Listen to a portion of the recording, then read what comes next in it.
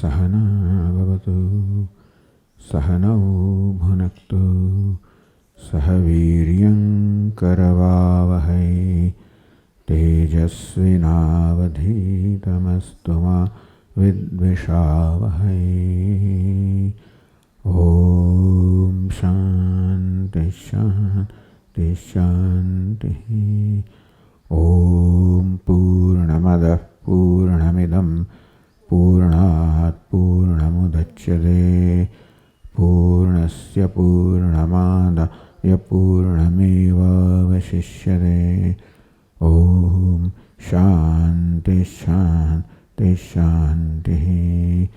श्रुतिस्मृतिपुराणानाम् आलयं करुणालयं नमामि भगवत्पादं शङ्करं लोकशङ्करं शङ्करं शङ्कराचार्यं केशवं बादरायणं सूत्रभाष्यकृतौ वन्दे भगवन्तौ पुनः पुनः।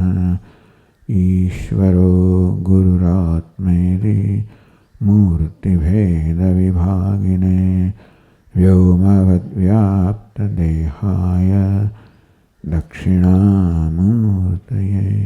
नमः। ॐ वाङ्मे मनसि प्रतिष्ठिता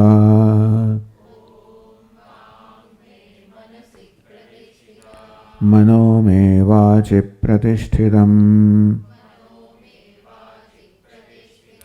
आविराविर्म एधि वेदस्य म आणीस्थः श्रुतं मे मा प्रहासीः अनेनाधीतेन अहोरात्रान् सन्दधामि ऋतं वदिष्यामि सत्यं वदिष्यामि तन्मामवतु तद्वक्तारमवतु अवतु माम् अवतु वक्तारमवतु वक्तारम्।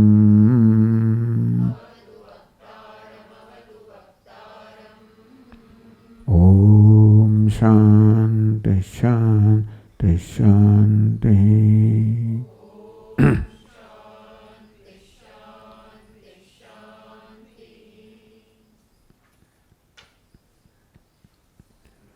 હવે ઇન્દ્ર પ્રતાપનો સંવાદ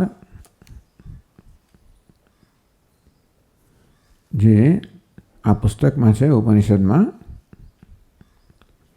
આપણે થોડો અંશ વાંચીશું અને એને સમજ્યા પછી આપણે આગળ આ અનુભૂતિ પ્રકાશ ગ્રંથમાં જઈશું.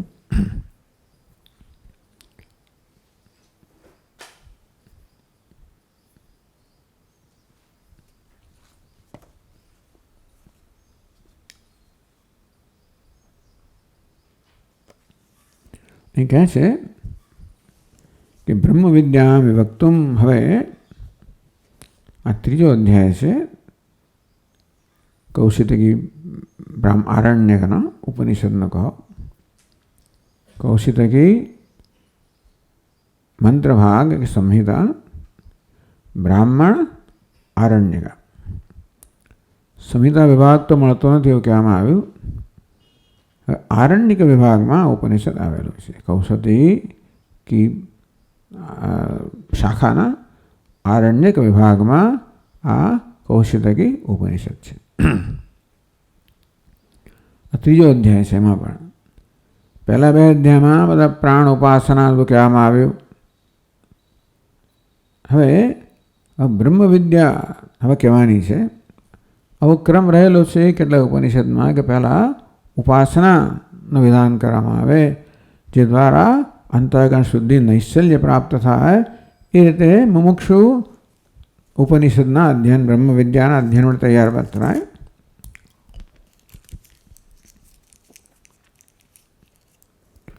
તસ્યામ આસ્તિક્યમ જનયિતુમ, હવે જે બ્રહ્મ વિદ્યાનું વિધાન કરવાનું છે એમાં શ્રોતાને શ્રદ્ધા જન્મે. પ્રતર્દનમ કાશ્યમ દેવોભ્ય વ્યતિકોલમ લક્ષ્મ્યાદમંતમ બ્રહ્મ વિદ્યાર્થમ શિષ્યમ. તો ઉપનિષદના એટલે ઉપદેશનો પ્રારંભ થતા પહેલાં શિષ્ય અને ગુરુ બંનેનું અહીંયા આગળ સંક્ષેપમાં નિરૂપણ કરવામાં આવે છે. શિષ્ય કોણ છે? પ્રતર્દન. કાશ્યમ કાશીરાજ છે, દેવતાઓથી અધિક બળ ધરાવનારો છે, ધનવાન છે અને બ્રહ્મ વિદ્યાની ઈચ્છા ધરાવનારો છે. આવો શિષ્ય છે. દેવરાજમ છે. ગુરુ કોણ છે? દેવરાજ છે, ઇન્દ્ર છે. સત્યપાશ નિબદ્ધમ. ઇન્દ્રનું વ્રત કેવું છે? સત્યવ્રત છે. જે બોલ્યો હોય એ પ્રકારે કરવાનું. આ ગુરુની મહાનતામાં બતાવે છે. અહીંયા આચાર્ય પદે ઇન્દ્ર છે. મનુષ્યેષુ બ્રહ્મ વિદ્યામ વક્તુમ અનિચ્છંતમ ભાઈ. આમ તો આ દેવરાજ છે એટલે મનુષ્યમાં બ્રહ્મ વિદ્યાને ખરેખર તો એ કહેવા નથી માગતા, માત્ર અધિકારીને જ કહેવાય. માટે મનુષ્યોને બ્રહ્મ વિદ્યા પ્રદાન કરવાની કોઈ ઈચ્છા ધરાવતા નથી. એવા ઇન્દ્રને પણ આ પ્રતર્દને ગુરુ બનાવ્યો. શિષ્ય પ્રતર્દનની મહત્તા શું છે કે બ્રહ્મ વિદ્યા પ્રદાન કરવાની અનિચ્છા ધરાવનાર ઇન્દ્રને પણ એ પ્રદાન કરવા માટે જાણે કે બાધ્ય કર્યો. એમ કરીને ઇન્દ્રએ ગુરુનું પદ સ્વીકારવું પડ્યું. આ પ્રકારની આખ્યાયિકા પહેલાં કહેવામાં આવે છે. આ પ્રકારે ઘણા ઉપનિષદો આખ્યાયિકાના રૂપમાં, કથાના રૂપમાં એ પ્રકારની ભૂમિકામાં કહેવામાં આવે છે. જેથી એનો અર્થનું ગ્રહણ કરવો પ્રમાણમાં સરળ થાય કે ગુરુ કેવા હોય, શિષ્ય કેવો હોય અને કેવી રીતે ઉપદેશ કરવામાં આવે છે. આ બધું જાણીએ એટલે આપણે પણ કયા પ્રકારની આવશ્યકતા છે પૂર્વ તૈયારી આપણે સમજી શકીએ. વળી બ્રહ્મ વિદ્યાથી શિષ્યનો ઉદ્ધાર થાય છે, આપણામાં પણ એ પ્રકારની શ્રદ્ધા જન્મે. ઓમ પ્રતર્દનો હવે એ આ પુસ્તકમાં છે 34મા પાન પર.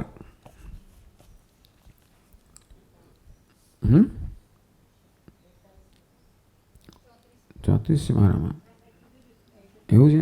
અચ્છા, તમારામાં 43 છે. સારું. તમે જે મોકલ્યું છે કયું છે? 34 છે. સારું, જે હોય ચાલો. એટલે પ્રતર્દનો હવે દૈવોદાસી ઇન્દ્રસ્ય પ્રિયમ ધામ ઉપજગામ. પ્રતર્દન પ્રકર્ષેણ તર્દયતી.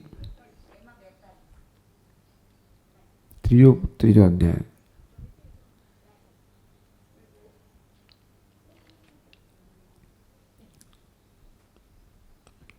જે પોતાના શત્રુઓને પરાજિત કરે છે, પ્રભાવિત કરે છે, પરાજિત કરે છે, એમને અત્યંત પીડા આપે છે, એનું નામ છે પ્રતર્દન. જેમ અર્જુન પરંતપ કહેવામાં પ્રતર્દન નામ છે.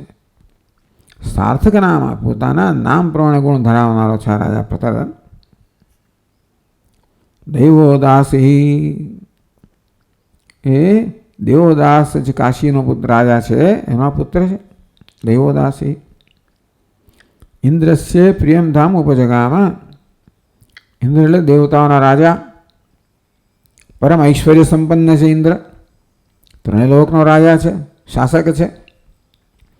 એનું જે પ્રિય ધામ જે સ્વર્ગ છે ત્યાં આગળ આવ્યો. શા માટે પ્રતર્દને સ્વર્ગમાં જવું પડ્યું? યુદ્ધેન છે પૌરુષેણ છે. ટૂંકમાં યુદ્ધ માટે અને પોતાનું પૌરુષ બતાવવા માટે, વીર્ય બતાવવા માટે. સમરયજ્ઞેન અનેક ભટ પશ્વાહોતિ દીપ્યમાન શસ્ત્રાગ્નિના અગ્નિ યજ્ઞ કરવા માટે આવ્યો. પુરુષ સંબંધીનો ઉત્સાહેન છે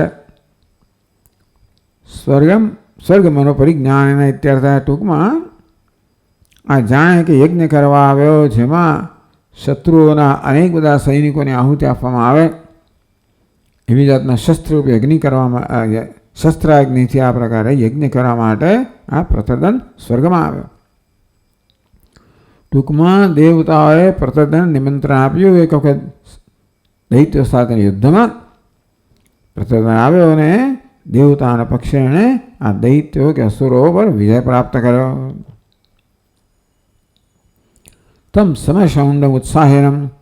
આમ સમરની અંદર જે આ રીતે યુદ્ધ માટે અત્યંત ઉત્સાહી હતો, પ્રબળ હતો, પ્રતાપી હતો અને આ પ્રકારે જેણે દેવતાઓને મદદ કરી હતી એણે યુદ્ધ પૌરુષાભ્યામ પરિદોષમ અને યુદ્ધથી એના પૌરુષથી વીર્યથી સંતુષ્ટ થયેલા ઇન્દ્રએ તમ ઇન્દ્ર હોવા છે. ઇન્દ્રએ પ્રતર્દનને કહ્યું, પ્રતર્દન વરમ તે દદાનીતિ. હે પ્રતર્દન, હું તને વરમ આપવા ઈચ્છું છું. વરમ કોને કહેવાય? અભિલષિતમ અર્થમ ઈચ્છિત પદાર્થને વર કહેવાય. તને તે ઈચ્છિત પદાર્થ આપવા માંગુ છું. કેમ? કારણ કે તે મને સંતોષ આપ્યો છે માટે હું તને આ વરદાન પ્રદાન કરું છું. સહોવાચ પ્રતર્દન.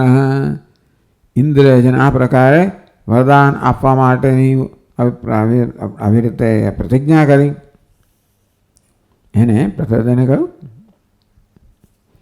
ત્વમેવ મે વૃણીશ્વ. પ્રતર્દન કહે છે કે તમ આપ જ મારે માટે શું વર છે. વર એટલે કહ્યું કે ભાઈ અભિલષિતમ, જે હિત કરનાર હોય, અભિલષિત હોય, ઈચ્છિત હોય, ઈચ્છનીય હોય એને વર કહેવાય. તો આપ જ કોણ છો? આપ જે મારી સમક્ષ છો. એટલે બીજે ક્યાં જો? હિતાહિતજ્ઞ. તો વરમ એટલે હિતમ, જે હિત કરનારું હોય એને વર કહેવાય. શ્રેષ્ઠને પણ વર કહેવાય. આપ જ હિત શું છે અહિત શું છે જાણનારા છો. આપ જ મેં વૃણીશ્વર. આપ જ મારા માટે વર પસંદ કરો. વર એટલે વરદાન પસંદ કરો. શું હિત કરે છે આપ જ પસંદ કરીને મને આ કહો. આવડી બહુ જરા વિલક્ષણ વસ્તુ છે. યમ તો મનુષ્યાય હિતતમ મન્યસે. વર એટલે હિતતમ. મનુષ્ય માટે જે સર્વશ્રેષ્ઠ હિત કરનારો હોય એવું જે આપના અભિપ્રાય પ્રમાણે હોય એ વરદાન, એ વસ્તુ મને આપો, એ વર મને આપો. મનુષ્ય અજ્ઞાનાંતરવર્તીને. મનુષ્ય કેવા બિચારા અજ્ઞાનીઓ છે, અજ્ઞાન અંદર વર્તનારા છે, રહેનારા છે. અનેક સુભાષો વ્યામિશ્ર ફલાદાવાગ્નિ સંતપ્ત ગાત્રાય. બિચારો ત્રણેય પ્રકારના સંતાપથી આધ્યાત્મિક, આદિભૌતિક, આદિદૈવિક એમાં પણ અનેક પ્રકારના જાત જાતના કર્મ કરીને અને ફળરૂપે અનેક પ્રકારનો સંતાપ પ્રાપ્ત કરનારા મનુષ્યો મળે. શું હિતતમ છે એ નક્કી કરનાર આપકો. હિતતમ અતિશય હિતમ. અતિશય ન અતઃ પર, જેનાથી ચડીએ તો કોઈ હિત ના હોય એવું હિતતમ એ આપ નક્કી કરે. મનુષ્ય માટે એ છે એ આપ નક્કી કરીને કહો.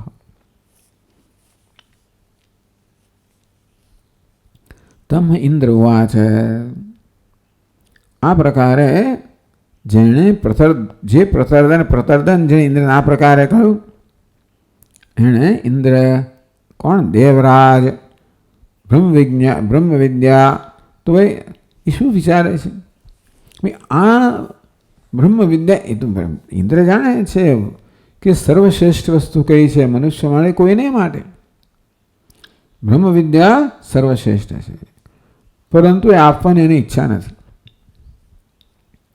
અજ્ઞાન આવૃદ્રષ્ટિના અયાચિતમ.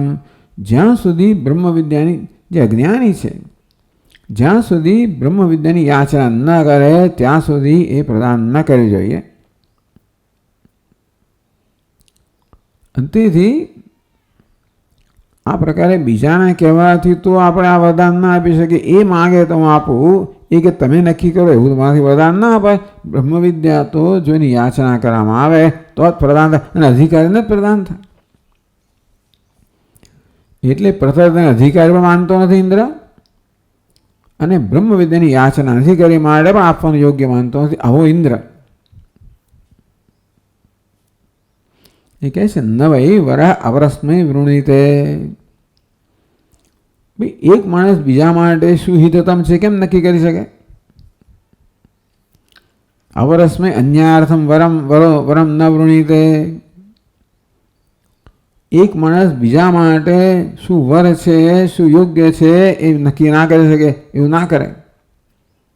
એટલે તમે વૃણીશ્વર ઇન્દ્ર કહે છે કે ભાઈ તું જ પસંદ કરીને મને કહે, તું જ નક્કી કરીને કહે. બીજો માણસ બીજા માટે નક્કી કરીને ના કહી શકે કે શું હિત તમે છે. માટે એ પ્રતદન તું જ નક્કી કરીને કહે. એવમ અવરો વૈ કેલામાં મેં હોવા છે પ્રતર્દન. હે ભગવાન, જો આપ આમ કહો તો હું તો વર પ્રાપ્ત કર્યા વગર રહી જઈશ. શું હિત તમે છે એવું તો જાણતો નથી. મનુષ્ય છું, અજ્ઞાની છું, મારા માટે શું સર્વશ્રેષ્ઠ જાણતો નથી. મારે હું તો આપને પૂછી શકતો નથી. અને આપ કહો છો કે હું ન પૂછું અને ના માગો ત્યાં અપાય નહીં, એનો અર્થ એ થયો કે આભાર હું તો વરદાન વગર રહી જવાનો. એનો અર્થ એ થયો કે આપ આપની પ્રતિજ્ઞા પૂરી નહીં કરી શકો. કારણ કે વરંતે દદાની, હું તને વર પ્રદાન કરીશ એવી પ્રતિજ્ઞા આપણે કરી છે. આ સંજોગો એવા થઈ ગયા ને કે વર પ્રદાન થશે જ નહીં. આપ કહો છો કે તારે પણ હું નક્કી ના કરી શકું, તું નક્કી કર, હું નક્કી કરી શકું એમ નથી. એટલે આ રીતે કઈ સ્થિતિ થશે? હું વર વગરનો રહીશ, અને આપની પ્રતિજ્ઞા છે ને એ પણ પૂરી નહીં થાય. અત ખરું ઇન્દ્ર સત્યાદેવ ન ઈયાય. વરમદને પ્રતિજ્ઞાએ ભવતા નિર્દિત. તો આપ શું થશે? હું વર પ્રદાન કરું છું એવું આપે જે વચન આપ્યું એ વચન પૂરું નહીં થાય. કારણ કે હું તો મનુષ્ય છું, શું હિત છે અહિત છે એની સમજ વગરના છું. અને તેથી મારા માટે શું હિત તમે છે એ ન જાણવાને કાં હું માગી શકતો નથી. હું જે માગું હિત કરનાર ન હોય તો શું? એટલે મેં આપને નક્કી કરવાનું કહ્યું. આપ કહો છો કે તારા માટે હું નક્કી ના કરું તો પછી સારું, એટલે વર પ્રદાન નહીં થાય. તો પછી આપની પ્રતિજ્ઞા છે એ તો પૂરી કર્યા વગર રહી જશે. આ પ્રકારે દેવરાજને જ્યારે કહ્યું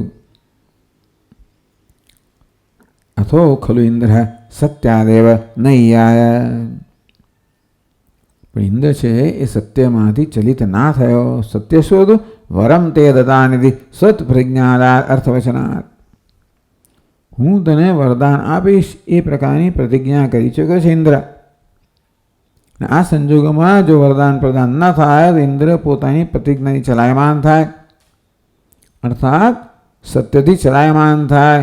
પણ સત્યાદેવ ન ઈયાય, ઇન્દ્રએ ન જગામાં, ઇન્દ્ર સત્યથી ચલિત ના થયો.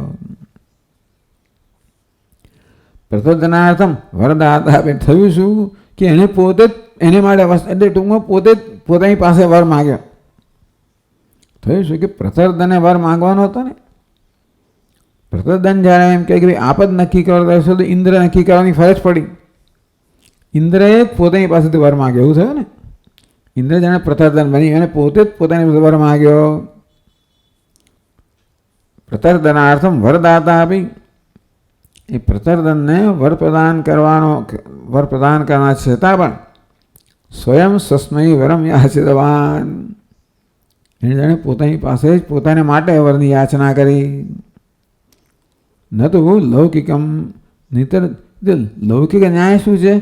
જ્યાં સુધી આ વિદ્યાની યાચના ન કરવામાં આવે ત્યાં સુધી પ્રદાન ન થાય.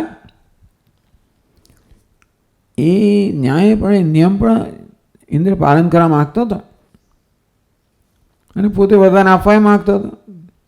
જો પેલાનું પાલન કરે તો વરદાન અપાય નહીં. એટલે આ લૌકિક જે વ્યવહાર છે કે ન્યાય છે કે નિયમ છે એ એને જતો કર્યો. અને કેમ? સત્યમ ઇન્દ્ર, કારણ કે ઇન્દ્ર સત્યમ યથાર્થ સ્વરૂપમ યત કિંચિત વાગર્થ સ્વરૂપમ. ટૂંકમાં પોતે જે કહ્યું છે એનું જ પાલન કરનાર ઇન્દ્ર છે, સત્ય છે. તેથી દેવરાજો યસ્માત તસ્માન નૈયાય, એટલા જ માટે ઇન્દ્ર સત્યથી ચલાયમાન ન થયો. સહોવાચ સત્ય પાશ નિબદ્ધ ઇન્દ્ર, આ પ્રકારે સત્યના પાશથી બંધાયેલા ઇન્દ્ર જે છે એણે કહ્યું. વિચાર કરો, પ્રતર્દને કેવી સ્થિતિ ઊભી કરી અને કેવી ઇન્દ્રને આ પ્રકારે બ્રહ્મ વિદ્યાનો ઉપદેશ કરવા માટે બાધિત કર્યો, પરવશ કર્યો.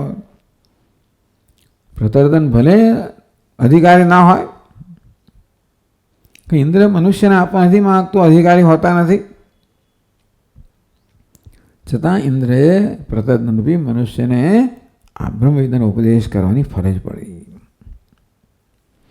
આ બધી આ ભૂમિકા છે ને એટલા માટે આપણે વાંચી ગયા. પ્રતર્દનાર્થમ આત્માનમ વરમ યાચિતવાન ઇત્યર્થઃ. પ્રતર્દન માટે જે પોતાનું રૂપી વર છે ને, કે એ તેથી ખબર પડશે કે શું વરદાન આપવાનું છે. કે મામેવ વિજાનીહિ એતદ એવ અહમ મનુષ્યાય હિતતમં મન્યે. શું કોઈ ઇન્દ્રએ પ્રતર્દને મામેવ વિજાનીહિ, મામેવ અસ્મત પ્રત્યયે વ્યવહાર યોગ્યમ આનંદાત્માનમ એવ ન તો અન્યમ. તું મને જાણ, મને એટલે હું નો આ થયું ને, અસ્મત પ્રત્યય થયો. અહમ અસ્મત પ્રત્યય, એ તું મને જાણ. ઇન્દ્ર જે પ્રકારે પોતાને જાણે છે એ પ્રકારે જાણવાની વાત કરી રહ્યો છે. આનંદાત્માનમ એ જાણ, તો મારા આનંદ સ્વરૂપ છે આત્માને જાણ. નસીબ જોયું કે ઇન્દ્રનો જે આત્મા છે એ પ્રતર્દનનો આત્મા છે. પણ ઇન્દ્રને જાણવાથી પ્રતર્દન પોતાને પણ જાણે. ભગવાન કૃષ્ણ મને જાણે પછી પોતે ક્યારેય પણ પુનર્જન્મ ના પામે. એટલા માટે આ પ્રકારે જન્મ કર્મ છે મેં દેવ એવમ યો વેત્ય તત્વતઃ. મારા જન્મ કર્મને જાણે તત્વતઃ, એને ફરી જન્મ ના લેવો. ભાઈ તમારા જાણે મને જાણીશ તને જ જાણીશ. માટે મામે વિજાય અવગચ્છ સાક્ષાત કુરુતિ. હે પ્રતર્દન, તું મને જાણ, મારા સ્વરૂપનો સાક્ષાત્કાર કર. કેવું સ્વરૂપ છે? આનંદાત્માનમ. એ તદેવ અહમ મનુષ્યાય હિતતમં મન્યે. મનુષ્ય માટે આત્મજ્ઞાન છે એને જ હિતતમ, સર્વશ્રેષ્ઠ હિત કરનારું છે એવું માનું છું. અહમ ભવતે વરસ્ય દાતા યાતિ ચાદ મનુષ્યાય હિતતમં મન્યે નિશ્ચિન્વે. અહમ કોણ? હું. ભવતે વરસ્ય દાતા, હું જે તને વરદ પ્રદાન કરનાર છું. યાચિતા, યાચના કરનારા છું. એટલે પ્રતર્દનના પક્ષે ઇન્દ્ર પોતે જ વરની પોતાની પાસે યાચના કરી અને પછી પ્રદાન કરવું થયું. આ પ્રકારની આખી યન્મામ વિજાનયાત. મનુષ્ય મળે શું હિત તમે છે કે એ લોકો મને જાણે. ઇન્દ્ર શું કહે છે? મને જાણે. મામ યત પ્રસિદ્ધમ વેદાંતેષુ બ્રહ્મવિદ આપનોતિ પરમ. મને એટલે કોને? જે વેદાંતમાં પ્રસિદ્ધ છે. બ્રહ્મવિદ આપનોતિ પરમ, બ્રહ્મનું જેને જ્ઞાન છે એ પરમને પ્રાપ્ત કરે છે. એ રીતે જે શાસ્ત્રમાં કહ્યું છે એ પ્રકારે જે મને જાણે છે. મામુક્તમ આનંદાત્માનમ વિજાનયાત. મને એટલે આનંદાત્મા હું છું એને તારે જાણ, સાક્ષાત્કાર.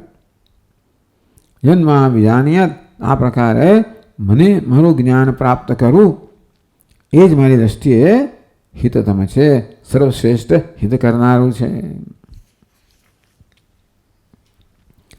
આટલી ભૂમિકા છે. હવે આપણે આપણા ગ્રંથ પર આવીએ.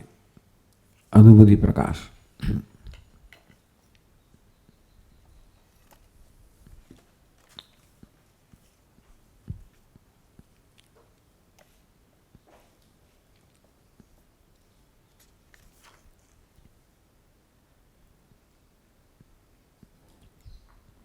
ચાલો પહેલી આપણે શ્લોક વાંચીએ.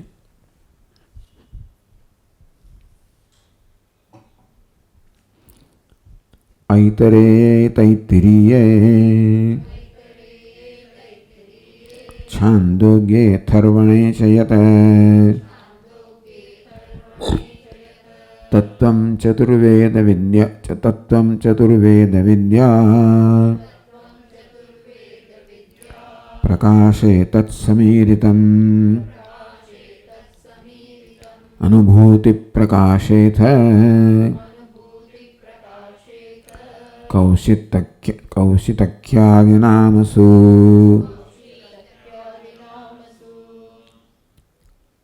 કૌશિતખ્યાદિનામસુ ચતુર્વેદાંગ શાખાસુ યત્તત્વં તદુદીર્યતે. જોઈએ આપણે સવારે પહેલા ક્લાસમાં કે ચતુર્વેદ વિદ્યા પ્રકાશ જેને ગ્રંથકાર કહે છે એમાં ઐતરેય, તૈત્તિરીય, છાંદોગ્ય અને અથર્વવેદના મુંડક અને પ્રશ્નોપનિષદ જે છે એવા 7 અધ્યાય છે. તો તત્વમ તત્સમીરિતમ, આ ઉપનિષદોમાં જે તત્વ હતું તસ્ય ભાવ તત્વમ, એટલે કોઈ વસ્તુના વાસ્તવિક સ્વરૂપને તત્વ કહેવામાં આવે. નસીબ જોગે બધી વસ્તુનું વાસ્તવિક સ્વરૂપ એક જ છે. આમ ભલે આપણને લાગે કે ભાઈ આ ટેબલનું વાસ્તવિક સ્વરૂપ બીજું લાકડું છે, આ ઘડાનું માટી છે, એમ દરેક વસ્તુનું અગ્નિનું ઉષ્ણતા છે, જળનું શીતળતા છે. તત્વ કહેવાય, વાસ્તવિક સ્વરૂપ કહેવાય. બધા તત્વને તપાસીએ તો છેવટે બધા તત્વમાં એક જ તત્વ મળશે. કયું? અસ્થિ ભાતિ પ્રિયમ, સચ્ચિત આનંદ પરમાત્મા. એટલે એ તત્વ જે છે એનું ઉપનિષદ ઉદ્ઘાટન કરે છે, એનું વિવેચન કરે છે, એનું પ્રતિપાદન કરે છે. તત્વમ તો ચતુર્વેદ વિદ્યા પ્રકાશે તત્તત્વમ સમીરિતમ. આ પ્રકારે આ ઉપનિષદોમાં જે તત્વનું પ્રતિપાદન કરવામાં આવ્યું, તત્વમસી, જીવ બ્રહ્મૈક્ય, હું બ્રહ્મ છું, સર્વબ્રહ્મ છે, એકમેવા અદ્વિતીય, બસ આ એક જ તત્વ છે, એક અદ્વિતીય છે તત્વ, અને હું છું. બ્રહ્મ એટલે એક અદ્વિતીય તત્વ, જે જગતનું અધિષ્ઠાન છે, જગતનું કારણ છે. સૌથી મોટી વસ્તુ એ છે ને કે હું છું, અગત્યનું એ છે. થોડું જગતનું કારણ છે, અમારે અત્યંત આદરણીય છે, પ્રાર્થનીય છે, પૂજનીય છે, બધું જ બરાબર છે. એ બહુ મોટું જ્ઞાન છે. પણ અગત્યનું શું છે? એ વાસ્તવમાં હું એટલે કે આત્મતત્વ છે, એ જ જગતનું તત્વ છે.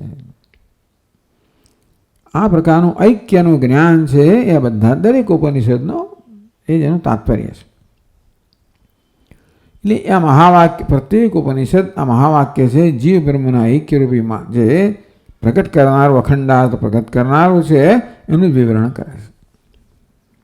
ચતુર્વેદ વિદ્યા પ્રકાશ તત્તત્વમ, એ જે તત્વ છે એ ચતુર્વેદ વિદ્યા પ્રકાશ જેને કહેવાય. અત્યાર 7 અધ્યાયો, જેમાં 4 વેદની મુખ્ય શાખાઓમાં જે ઉપનિષદ છે એનું પ્રકાશન કરવામાં આવ્યું.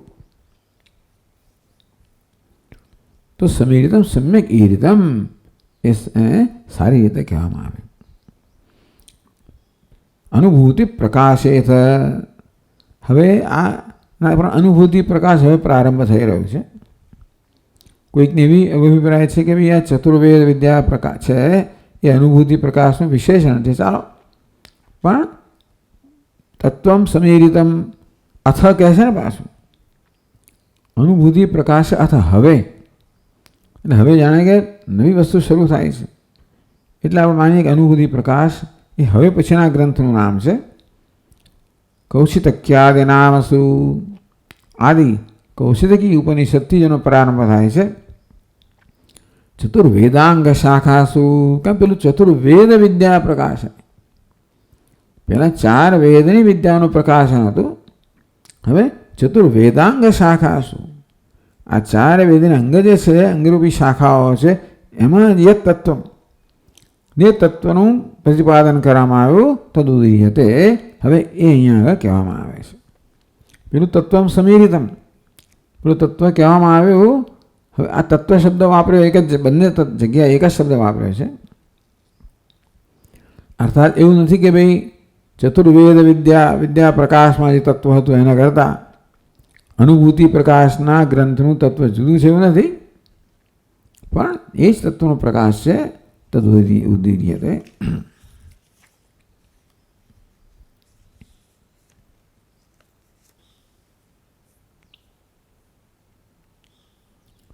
ત્રીજો શ્લોક ક્યાં છે? ઋગ્વેદ સ્થિતા શાખા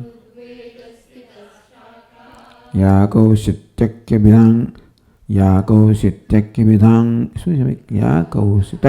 યા કૌશિતક્યા વિધાંકિતા. અચ્છા, ઋગ્વેદ સ્થિતા શાખાયા કૌશિતક્ય વિધાંકિતા. તસ્યામ પ્રતર્દનાયેન્દ્ર પ્રાહાત્માનુભવમ સ્ફુટમ. તો ચાલો હવે આપ જે શરૂ કરો છો, ઋગ્વેદ સ્થિતા શાખા યા કૌશિતકી અભિધાંકિતા. ઋગ્વેદમાં રહેલી કૌશિતકી નામની જે શાખા છે, તસ્યામ, એ શાખામાં શું છે? પ્રતર્દનાય ઇન્દ્ર આત્માનુભવ સ્ફુટમ પ્રાહ. તો ગ્રંથકારે એ ઉપનિષદ છે એનું વિવરણ કરવાનું પસંદ કર્યું, એની પણ મહત્તા છે. આમ તો 10 ઉપનિષદ છે જેનું ભાષ્યકારે જેનું ભાષ્ય રચ્યું એના વિશે કંઈ કહેવાનું હોય, જો કે એમાં ઈશાવાસ્ય અને માંડુક્યનો સમાવેશ નથી કર્યો, કે ચાલો એ કંઈક બીજી તો આવી ગયું હોય માનીને.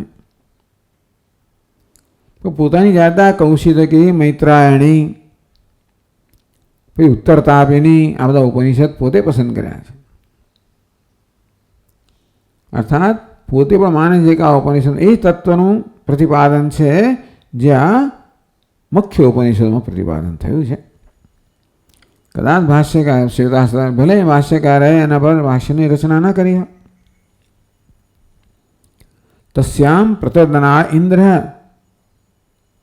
આત્માનું સ્ફુટમ પ્રાહ. આ સંવાદ ઉપનિષદમાં ઇન્દ્રએ પોતાના અનુભવને અત્યંત સ્પષ્ટ રીતે ગ્રાહ એને કહ્યું છે.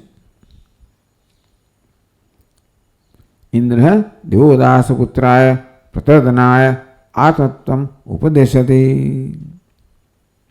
ઇન્દ્ર દેવદાસના પુત્રને પ્રતર્દનને આત્મતત્વનો ઉપદેશ કરે છે.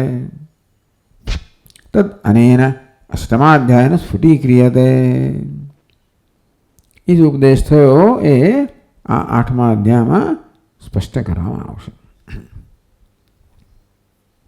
4થા શ્લોકમાં કહે છે, મનુષ્યેભ્યો હિતતમં વરમ વવ્રે પ્રતર્દનઃ હિતમ હિતતરમ ચેન્દ્રઃ મેને હિતતમં ધિયા.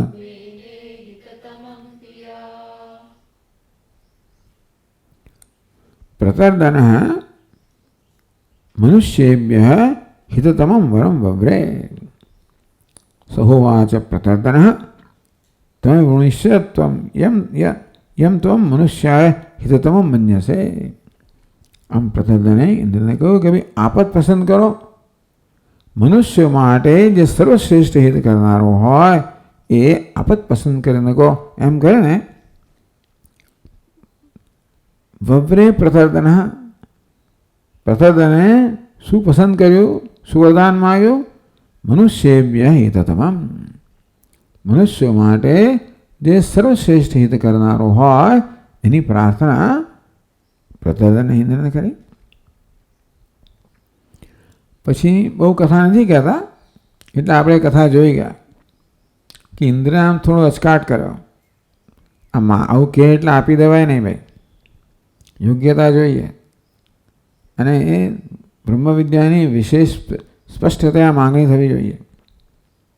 એ થઈ નથી, યોગ્યતા નથી, અને માટે એ વરદાન આપવામાં, બ્રહ્મવિદ્યાનો ઉપદેશ કરવામાં સંકોચ અને ખચકાટ અનુભવતો હતો. ત્યારે અત્યંત કુશળતાથી પ્રતર્દને કહ્યું કે ચાલો ભાઈ, આપ તો કહો છો કે આપ મારા માટે પસંદ ના કરી શકો, અને હું કહું માનું છું કે હું પણ પસંદ ના કરી શકું. એટલે પસંદ કર્યા વગર રહી જશે, એટલે વરદાન અપાયા વગર રહી જશે. કંઈ વાંધો નહીં, આપે પ્રતિજ્ઞા કરી છે એ બોલ્યો નહીં, પણ ટૂંકમાં આ વરદાન અપાયા વગર રહી જશે. આમ ઇન્દ્રને સૂચન કરવામાં આવ્યું, મહારાજ આપે પ્રતિજ્ઞા કરી છે એ પ્રતિજ્ઞા પૂરી નહીં થાય. એટલે ઇન્દ્ર જે સત્યનિષ્ઠ છે, પોતાના સત્યનું પાલન કરવા માટે એણે આ રીતે વરદાન આપવાનું સ્વીકાર્યું. શું વરદાન માંગ્યું છે? મનુષ્યેભ્ય કે મનુષ્યાય હિતતરમ મન્યસે, કે મનુષ્યો માટે સર્વશ્રેષ્ઠ હિત કરનારું હોય એ જે આપ માનતા હો એ અમને એ વરદાન મને આપો. તો ઇન્દ્ર સ્વધામ આગતમ પ્રતર્દનમ વરમ વૃષ્ય અવોચત, પોતાના ધામ સ્વર્ગમાં આવેલા પ્રતર્દનને ઇન્દ્રએ કહ્યું કે તું ભાઈ તારા બહુ ખુશ છું, તારા શૌર્યથી, પરાક્રમથી, વીર્યથી હું ખૂબ ખુશ છું. એને કારણે તે જે ઉપકાર કર્યો છે મારા પર, આ બધા શત્રુઓનો પરાજય કરવાનો, અત્યંત તુષ્ટ છું, સંતુષ્ટ છું. માટે તને વરદાન પ્રદાન કરું, તો એક વર માંગી લે. ઇન્દ્ર સ્વધામ આગતમ પ્રતર્દમ, તો પોતાના ધામ સ્વર્ગમાં આવેલા આ પ્રતર્દનને ઇન્દ્રે કહ્યું કે તું વર માંગ. તદા મનુષ્યેભ્યો હિતતરમ વરમ દેહી, તો પ્રતર્દને માગવાનું એટલે શું કહ્યું? મનુષ્ય માટે જે હિતતમ છે, સર્વશ્રેષ્ઠ હિત કરનારું છે એ વર, એ વસ્તુ આપ પ્રદાન કરો. એટલે એ આપવા માટે હવે બંધાઈ ગયો.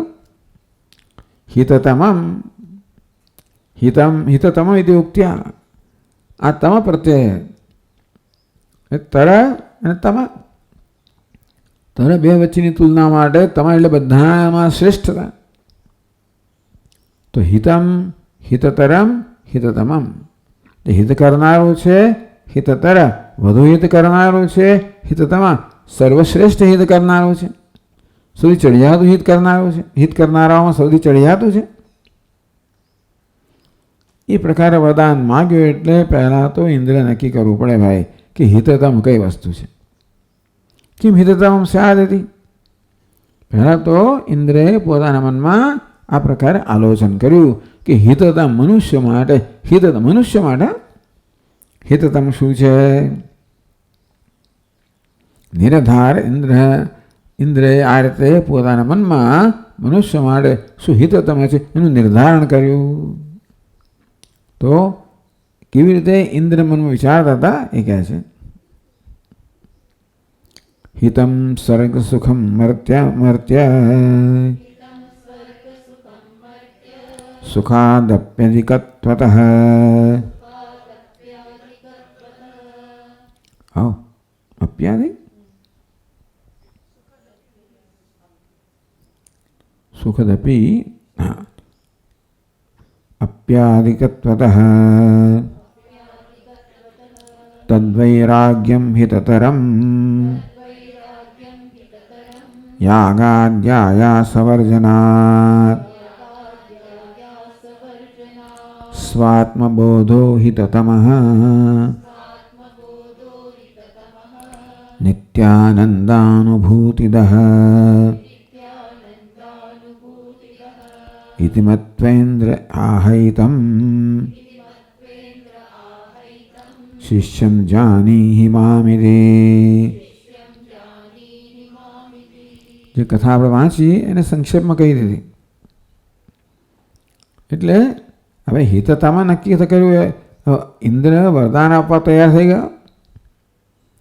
મનુષ્ય મળે હિતતામાં હોય એનું વરદાન એ વસ્તુનું પ્રદાન કરવાનું છે. પહેલાં ઇન્દ્ર નક્કી કરવું પડે મનુષ્ય માટે હિતતામાં શું છે. હિતમ સ્વર્ગ સુખમ. એક તો જાણે કે મર્ત્ય સુખમ છે. મર્ત્ય લોકમાં પ્રાપ્ત થનારું સુખ છે, ભૌતિક સુખ છે. તો એને તો હિત કહેતા નથી. હિતમ સ્વર્ગ સુખમ. મનુષ્ય માટે સ્વર્ગનું સુખ છે અને એ હિતકારી છે. અર્થાત મનુષ્ય લોકમાં જે સુખ પ્રાપ્ત થાય છે પદાર્થમાં છે એ તો હિત કહેવાવાળાને લાયક નથી એવું થઈ ગયું. કેમ? એ સંસ્પર્શયા ભોગા દુઃખયો ન એવ દે આદ્યંતવંત કૌંતે ન તેષુ રમતે બુધ. તો મનુષ્ય લોકમાં ઇન્દ્રિયોના પદાર્થોમાંથી પ્રાપ્ત થતું સુખ કહો કે જગતના કોઈ પદાર્થને પ્રાપ્ત થતું સુખ હો, ભલે ઇન્દ્રિયોના કે ગમે તે હોય. મેં કહ્યું લાગણીને સંતોષ એવી વસ્તુઓ હોય, બુદ્ધિને સંતોષ એવો હોય, અહંકારને સંતોષ એવું હોય. આ પ્રકારે અમર્ત્ય લોકમાં ભિન્ન ભિન્ન પ્રકારના પદાર્થો ઉપલબ્ધ છે. એ આપણા વ્યક્તિત્વના ભિન્ન ભિન્ન સ્તરને સંતુષ્ટ કરનારા છે. અને કઈ સમયે કઈ ઈચ્છા છે એ પરથી આપણું મન માગણી કરતું હોય છે. મને અસંતોષ જન્મે તો એ વખતે કઈ વસ્તુઓને કારણે અસંતોષ જન્મ્યો છે એની માગણી કરે. ભૂખ લાગી એવો અસંતોષ, બીજું કશું યાદ ના આવે, ભોજનની માગણી કરે. તો જેવું તીવ્રતાથી મને પીડતી હોય, જે કામના તીવ્રતાથી પીડતી હોય, તરસ, ભૂખ, તરસ, અથવા તો પછી વ્યાધિ, પીડા, શરીરની પીડા, મનની પીડા, નિર્ધનતા, અનેક વસ્તુ પીડતી હોય. નિરક્ષરતા, નિર્ધનતા, પરતંત્રતા. જે સમયે જે વસ્તુઓને પીડતો એવું નથી કે ભાઈ ક્યારે કઈ ઈચ્છા પ્રગટ થશે એ તો સંજોગો નક્કી કરે, મારું મન નક્કી કરે. પણ જે ક્ષણે જે પ્રકારની અપૂર્ણતા મને લાગતી હોય, ઉણપ લાગતી હોય, જેની ઉણપ મને પીડતી હોય એ વખતે એ વસ્તુ પ્રાપ્ત કરવાની ઈચ્છા જન્મે, જેથી એ ઉણપમાંથી મુક્ત થો. તો આ બધા પદાર્થો છે. એટલે ક્યારેક ઇન્દ્રિયના પદાર્થો માગું, ક્યારે લાગણીના પદાર્થો માગું, ક્યારે બુદ્ધિના પદાર્થો માગું, ક્યારે અહંકારના પદાર્થો માગું. પણ ભગવાન કહે છે કે આ બધા પદાર્થો દુઃખ યોનિ હે. આ તો દુઃખની યોની છે. ટૂંકમાં એ બધામાં દુઃખ યોની કોને કહેવાય? બીજ. ટૂંકમાં બધા સુખની અંદર દુઃખનું બીજ રહેલું છે. આ બધા સુખ છે ને એ દુઃખનું જ કારણ છે, યોનિનું કારણ. ટૂંકમાં મર્ત્ય લોકમાં જે સુખ પ્રાપ્ત થાય છે એ અંદર દુઃખ ધરાવનારું છે અને ગર્ભમાં દુઃખ રહેલું છે. ખરેખર દુઃખાત્મક જ છે, દુઃખનું કારણ છે. વસ્તુની પ્રાપ્તિમાં દુઃખ છે, વસ્તુને સાચવવામાં દુઃખ છે અને વસ્તુના વિયોગમાં દુઃખ છે, જાણીતું છે.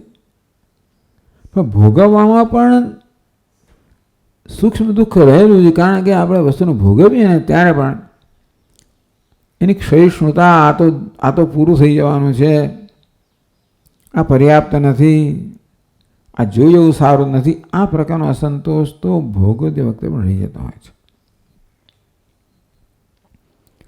એટલે બધી જ અવસ્થાની અંદર જે સુખ છે મર્ત્ય લોકોનું એ તો દુઃખ આપનારું છે અને હિત પણ ના. હિત સુખ આપનારી વસ્તુને હિત કહેવાય ને. એટલે ઇન્દ્ર છે એ મર્ત્ય લોકના સુખને હિત પણ નથી કહેતા. બહુ મહત્વની વસ્તુ છે. મર્ત્ય સુખ અપેક્ષા અધિકત્વાત સ્વર્ગ સુખમ હિતમ. તો મર્ત્ય સુખની અપેક્ષાએ આ સ્વર્ગ સુખ છે એ હિત કરનારું છે, ચડિયાતું છે. કેમ? આધિક્યમ છે ચિરકાળ સ્થાયિત્વ દુઃખ અસંમિનત્વાદિના બોધ્યમ. તો મર્ત્યલોકનું સુખ કેવું છે? ક્ષયિષ્ણુ છે, ક્ષીણ થનારું છે, જોતામાં નષ્ટ થનારું છે. વળી દુઃખ સંભિન્નમ, દરેક સુખ છે ને એ જોડે દુઃખને લઈને જ આવે છે. ટૂંકમાં આ પ્રકારે બહારના પદાર્થોમાં મળતું સુખ એવું એ નિર્ભેળ સુખ નથી આવતું. દુઃખથી ભિન્ન દુઃખ ભળીને આવે છે. હા, દુઃખ મિશ્રિત કહો, દુઃખ ભળેલું જ હોય છે. કારણ કે ગમે એટલું સરસ ભજીયું ખાઓ, કંઈક મરચું નીકળે અંદરથી, ચટણી આમ ખાવા જાઓ અને આમ તીખી નીકળે, કશું કરવા જાઓ આમ ખીચડી તો કાંકરો નીકળે. આમ ભલે ભલી વસ્તુ હોય ને કંઈ ને કંઈ નીકળે અંદરથી ને આપણો આમ સ્વાદ બગાડી નાખે, મૂળ બગાડી નાખે. એટલે કશી વસ્તુ એવી નથી જેમાં અપૂર્ણતા ના હોય ને. કઈ વસ્તુ નથી જેને પણ પૂર્ણ સંતોષ થાય, અર્થાત મારી બધી માગણી સંતોષ છે, એવું દુનિયામાં કશું નથી. અંતે यदि આ પ્રકારે કશી વસ્તુ ભોગવતી વખતે આવી કંઈ ને કંઈ પ્રકારની અપૂર્ણતા રહી જાય, ઉણપ રહી જાય, નાસીપાસતા રહી જાય, એટલે દુઃખ મિશ્રિત છે. આમ એ તો કહ્યું કે ભાઈ મેળવવામાં દુઃખ, સાચવામાં વિયોગમાં દુઃખ, એ તો ખરું જ.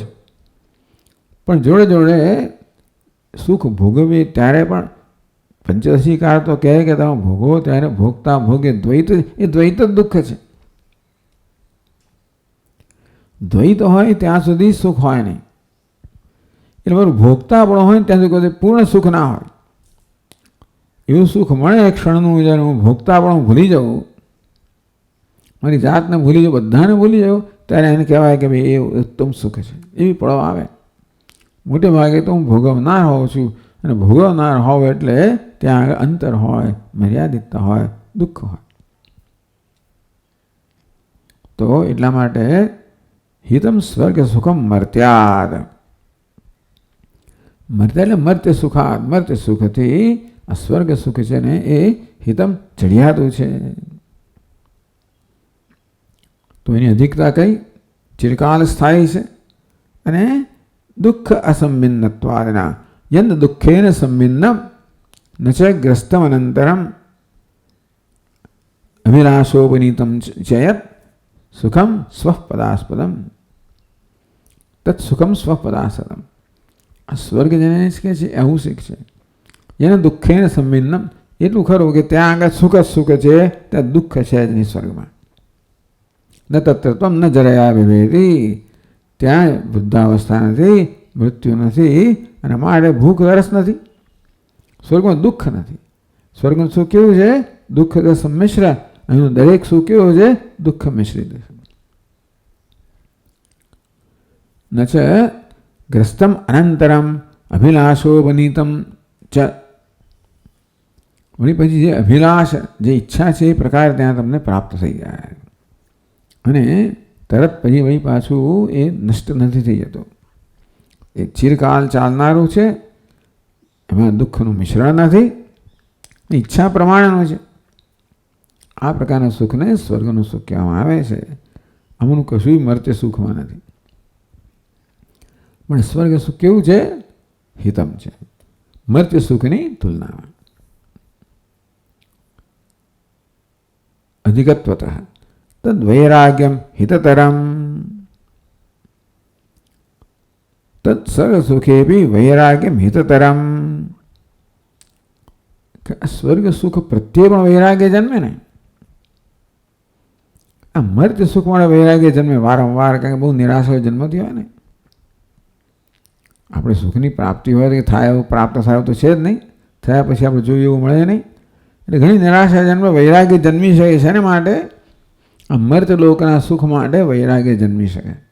બહુ માર ખાધો હોય, બિચારો પછડાયો હોય, એટલે સ્વર્ગની ઈચ્છા કરે ને કે ત્યાં આમાં કશું જ નથી, ત્યાં કોઈ ભાગ પડાવનારો નથી, ત્યાં ક્ષીણ થનારો નથી, ઈચ્છા પ્રમાણેનું છે, સંતોષજનક છે.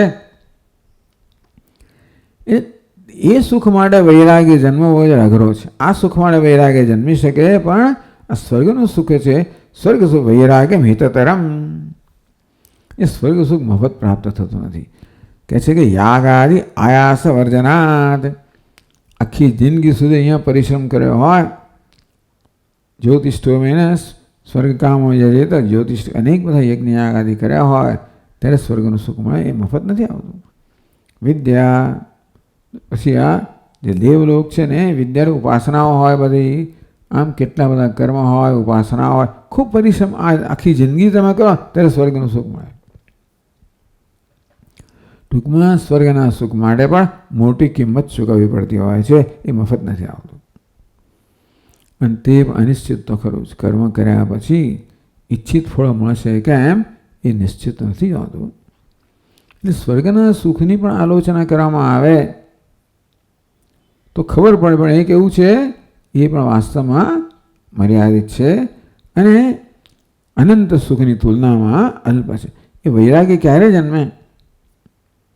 આપણને એનાથી ચડિયાતી વસ્તુ છે એની કંઈ સમજ જન્મે ત્યારે, એમને ના જન્મે. સ્વર્ગ સુખથી ચડિયાતું કશું છે એવી ખબર જ ના હોય તો વૈરાગ્ય ના જન્મે. હંમેશા ચડિયાતી વસ્તુની તુલનામાં ઉતરતી વસ્તુ માટે આપણે વૈરાગ્ય જન્મે. પેલામાં રાગ જન્મે ને એટલે આમાં વૈરાગ્ય જન્મે. આમ એક સ્થળે વૈરાગ્ય છે એ બીજા સ્થળે રાગની અપેક્ષા રાખે છે તો જ એને સાચો વૈરાગ્ય કહેવાય. બીજે રાગ વગરનો વૈરાગ્ય જન્મે ને તો બીજો અધ્વચ લટકે, એ તો ઉદાસીનતા કહેવાય, એ તમોગુણ કહેવાય. આમાં રસ નથી ને, બીજા કશામાં રસ જન્મ્યો નથી તો તમે ક્યાં જાઓ? નહીં, બીજામાં રસ જન્મ્યો છે માટે હવે આમાં રસ નથી. એટલે ચાલો આયાસ વર્જનાત, ભલે એ સુખના અનુભવ વખતે આયાસ ના હોય, પરિશ્રમ ના હોય, પરંતુ એ સુખની પ્રાપ્તિમાં પરિશ્રમ છે અને છેવટે એ પણ ક્ષયિષ્ણુ તો છે. ભલે દીર્ઘકાળ ચાલનારું હોય પણ ક્યારેક તો અનંત આવવાનો જ છે. અભિસ્વરમ જીવિતમ અલ્પમેવ, ગમે તેટલું જીવન લાવવું હોય સ્વર્ગનું તો અલ્પ જ છે અનંતકાળની તુલનામાં. ગમે તેટલું સુખ હોય પણ અલ્પ છે અનંત સુખની તુલનામાં. આ પ્રકારે અનંતકાળ અનંત સુખની જેને ઝાંખી છે એને આ અંતવત કે ક્ષયિષ્ણુ માટે વૈરાગ્ય એમને ના જન્મે. ઝાંખીને ચાલ બુદ્ધિ પણ નિશ્ચય જન્મ્યો છે કે જીવનમાં અનંત સુખની સંભાવના છે. એ હું જે ઈચ્છી રહ્યો છું એ બધી ઈચ્છાઓની પાછળ વાસ્તવમાં અનંત સુખની ઈચ્છા છે.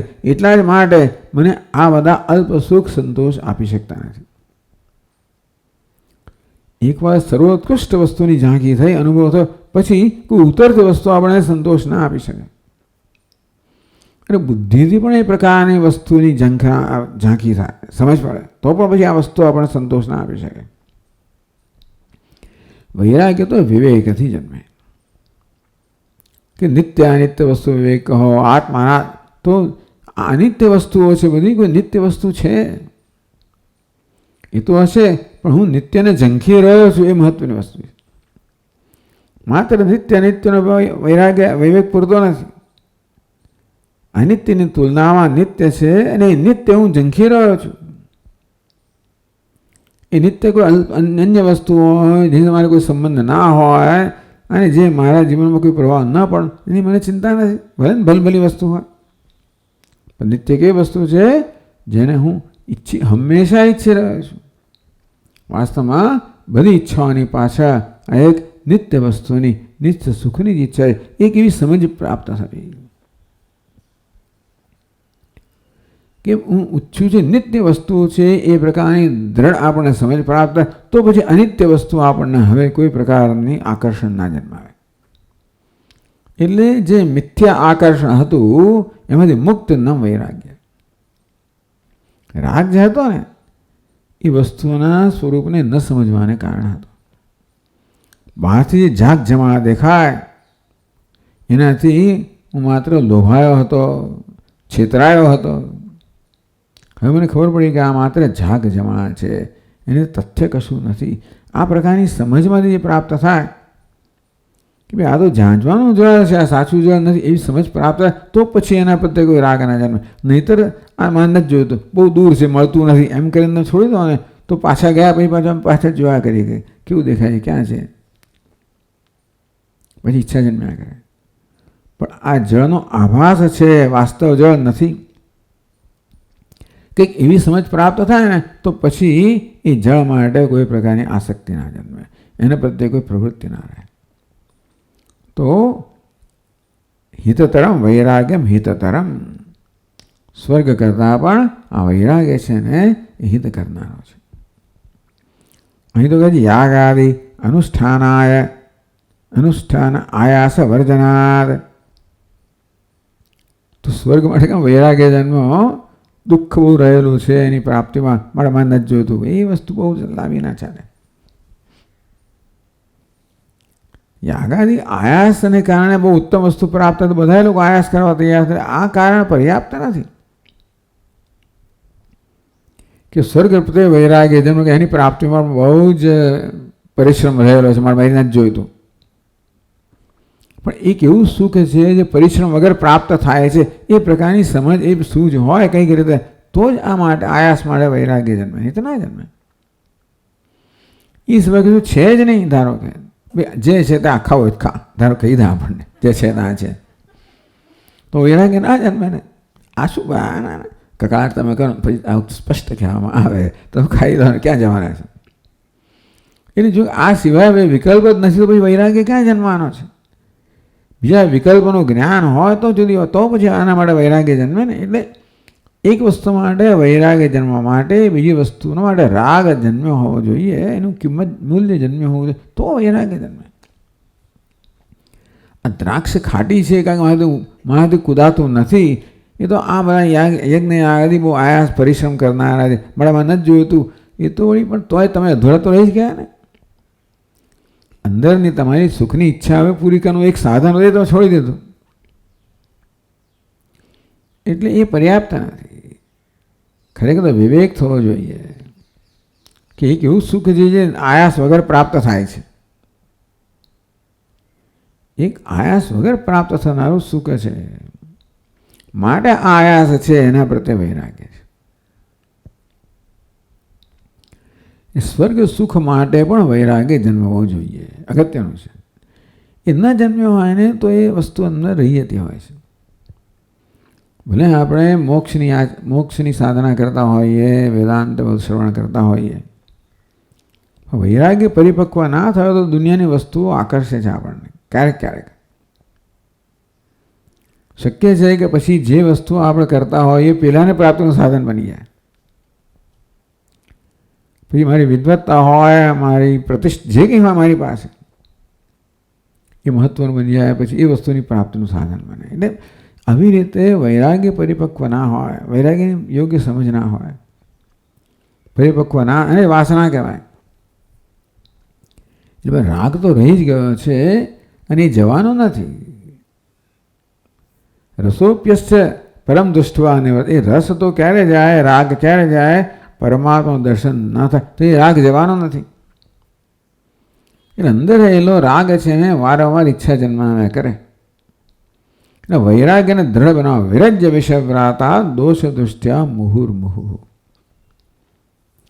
ભલે આપણા મનમાં વિવેક જન્મ્યો બુદ્ધિના સ્તરે, પછી અંતઃકરણના સ્તરે, મનના સ્તરે જે વાસનાઓ રહી ગઈ છે વિષયના સુખની, એ વારંવાર ઈચ્છા જન્માવે ત્યારે બુદ્ધિ અંદર આવે, પછી વિવેક કરે. દોષ દર્શનાર્થ. આ સુખમાં તને ખબર નહીં કેટલા ધક્કા ખાવાના છે ને કેટલા ખત્તા ખાવાના છે ને કેટલું દુઃખ ભોગવવાનું છે, એનું એને આપણે બરાબર દર્શન સ્પષ્ટ કરાવે તો પછી પ્રકાર નથી જોઈતું. આ પ્રકારે વૈરાગ્યને પરિપક્વ કરવો જ પડતો હોય છે. જૂના સંસ્કારના કારણે મન ઈચ્છાઓ લઈને આવે તો પ્રત્યેક ઈચ્છાને આપણે નિવૃત્ત કરવી પડે. નથી જોયું તો એમ કહેવાથી ના ચાલે. આ પ્રકારે વૈરાગ્ય છે જરૂર ઉત્તમ છે. સ્વર્ગ સુખ એ વૈરાગ્ય હિતકતરમ. હવે સ્વાત્મબોધો હિતતમ. હિતતમ શું છે? સ્વાત્મબોધ છે. નિત્યાનંદાનુભૂતિ, નિત્ય આની અનુભૂતિ થાય છે, માટે સ્વાત્મબોધ એ હિતતમ છે. આપણે એને આગળ ચર્ચા કરશું. ઓમ પૂર્ણમદઃ પૂર્ણમિદં પૂર્ણાત પૂર્ણમુદચ્યતે पूर्णस्य पूर्णमादाय पूर्णमेवावशिष्यते।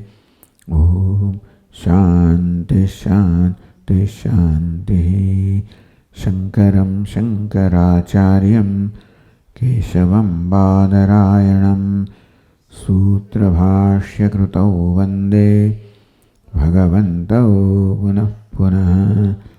ईश्वरो गुरुरात्मेति मूर्तिभेदविभागिने तदेहाय दक्षिणामूर्तये नमः। ॐ शान्ति। हरि ओम। श्री गुरुभ्यो